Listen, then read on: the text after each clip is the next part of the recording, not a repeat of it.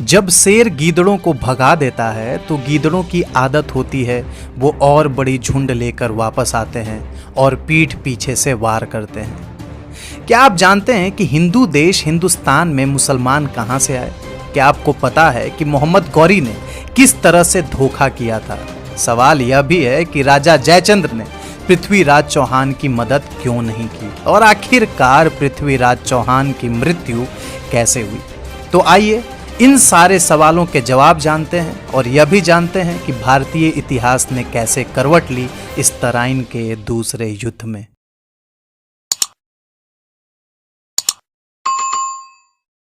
तराइन का दूसरा युद्ध मोहम्मद गौरी और पृथ्वीराज चौहान के बीच 1192 ईस्वी में हुआ था।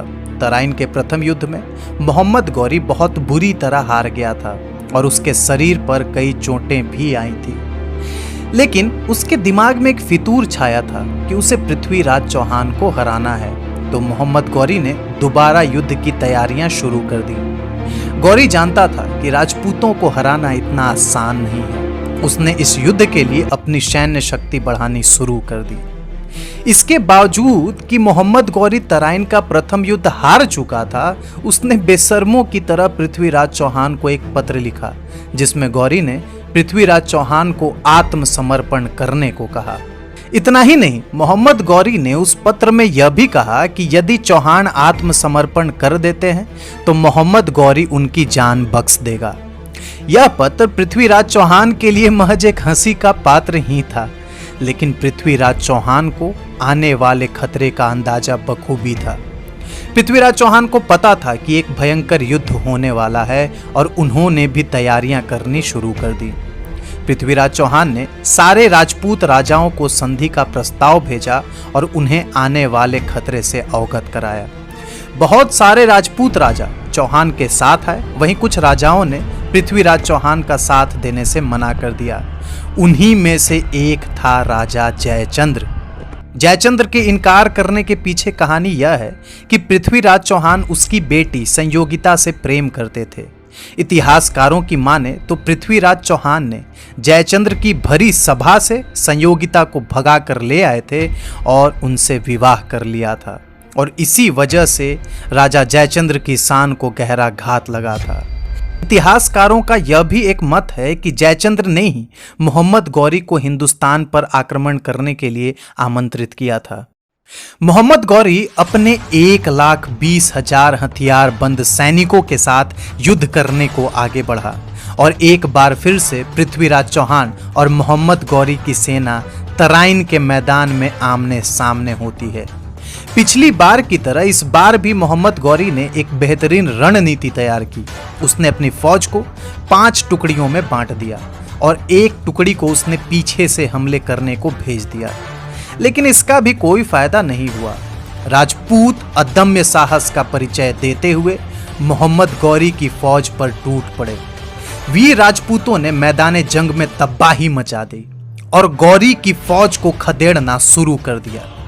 मोहम्मद गौरी की फौज पीछे हटने लगी और राजपूतों ने उन्हें दौड़ा दौड़ा कर मारा, लेकिन तब तक दिन ढलने लगा था।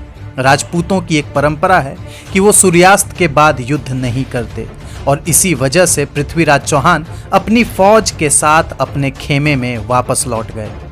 मोहम्मद गौरी ने हिंदुओं की इस परंपरा का अपमान करते हुए राजपूतों के खेमे में रात के वक्त अचानक हमला कर दिया।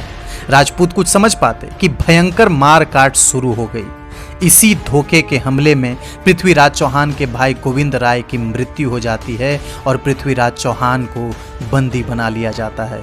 दोस्तों, पृथ्वीराज चौहान की मौत को लेकर भी इतिहास में 2 मत हैं। पहले मत के मुताबिक मोहम्मद गौरी ने वहीं पर पृथ्वीराज चौहान को मार डाला। इतिहासकारों के दूसरे मत के मुताबिक मोहम्मद गौरी पृथ्वीराज चौहान को बंदी बनाकर अफगानिस्तान ले गया और उन्हें बहुत तरह की यातनाएं दी। कहा जाता है कि मोहम्मद गौरी ने पृथ्वीराज चौहान की दोनों आंखें फोड़ दी थी। यह भी कहा जाता है दोस्तों कि पृथ्वीराज चौहान ने मोहम्मद गौरी को मार दिया था। तो हुआ यूं कि पृथ्वीराज चौहान के मित्र और राजकवि चंदबर दाई ने मोहम्मद गौरी से कहा कि पृथ्वीराज चौहान शब्दभेदी बाण चलाने में निपुण है। तब गौरी ने पृथ्वीराज चौहान से अपनी कला का प्रदर्शन करने को कहा। चूंकि पृथ्वीराज चौहान पूर्ण रूप से अंधे थे। उन्हें घंटे की आवाज पर निशाना साधना था और घंटा मोहम्मद गौरी के बगल में ही था। तब चंदबरदाई ने अपनी कविता के माध्यम से पृथ्वीराज चौहान को मोहम्मद गौरी की दूरी के बारे में बताते हैं। चंदबरदाई कहते हैं, 4 बांस 24 गज अंगुल अष्ट प्रमाण, ता ऊपर सुल्तान है मत चूको चौहान। जैसे ही मोहम्मद गौरी ने घंटा बजाया, पृथ्वीराज चौहान ने सटीक निशाना लगाया और एक तीर ने मोहम्मद गौरी के सीने को चीर दिया। इसके तुरंत बाद भयानक परिणामों से बचने के लिए पृथ्वीराज चौहान और चंदबरदाई ने अपने अपने प्राण ले लिए।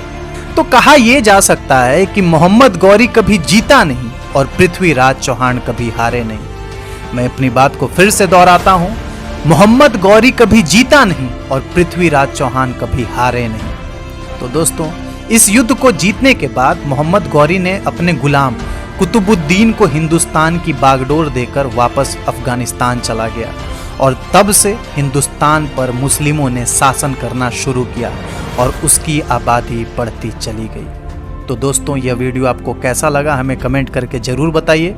मिलते हैं बहुत जल्द अगले वीडियो में, तब तक के लिए दीजिए इजाजत। बहुत बहुत धन्यवाद।